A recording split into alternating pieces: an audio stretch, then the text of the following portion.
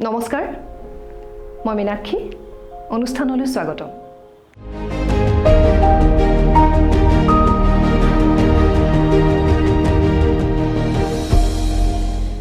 বিকাশ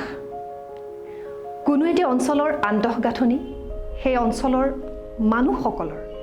জীৱনশৈলী কৃষ্টি সংস্কৃতি এই সকলোবোৰৰ ওপৰতে বিকাশৰ মানদণ্ড নিৰ্ভৰ কৰে এই ক্ষেত্ৰত যাতায়াত ব্যৱস্থাই এক গুৰুত্বপূৰ্ণ ভূমিকা গ্ৰহণ কৰে কোনো এটি অঞ্চলৰ ব্যৱসায় বাণিজ্যৰ প্ৰসাৰৰ ক্ষেত্ৰত সেই অঞ্চলটিত উদ্যোগ স্থাপনৰ ক্ষেত্ৰত কৃষি অৰ্থনৈতিক জগতখনৰ ক্ষেত্ৰত যাতায়াত ব্যৱস্থাই এক গুৰুত্বপূৰ্ণ ভূমিকা গ্ৰহণ কৰে আমি যদি এক কথাত কওঁ তেতিয়াহ'লে কোনো এটি অঞ্চলৰ বিকাশৰ ক্ষেত্ৰত যাতায়াত ব্যৱস্থাই বৰ ডাঙৰ ভূমিকা গ্ৰহণ কৰে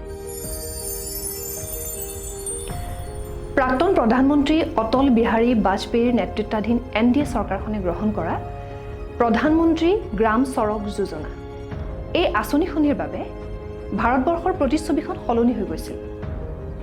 যাতায়াত ব্যৱস্থাৰ উন্নয়নৰ বাবে গ্ৰহণ কৰা এই যুগান্তকাৰী আঁচনিখনিৰ বাবে ভাৰতৰ গাঁৱে ভূঞে সকলোতে নিৰ্মাণ হৈছিল পকী পথ অতি পিছপৰা অৱহেলিত আৰু বিচ্ছিন্ন প্ৰায় অঞ্চলসমূহ এই আঁচনিখনিৰ বাবে অৰ্থাৎ প্ৰধানমন্ত্ৰী গ্ৰাম সড়ক যোজনাৰ বাবে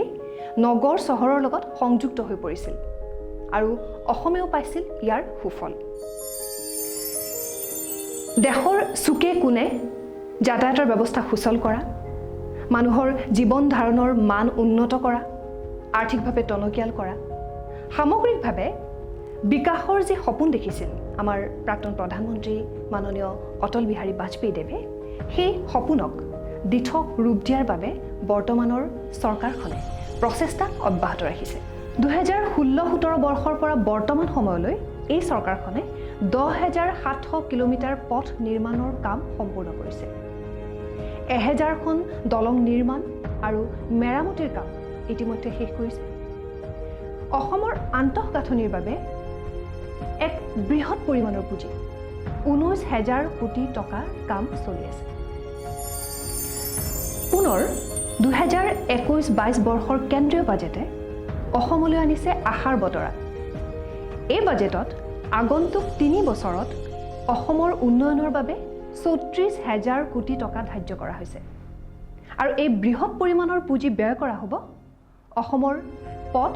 আৰু আন্তঃগাঁথনি নিৰ্মাণত চিকিৎসা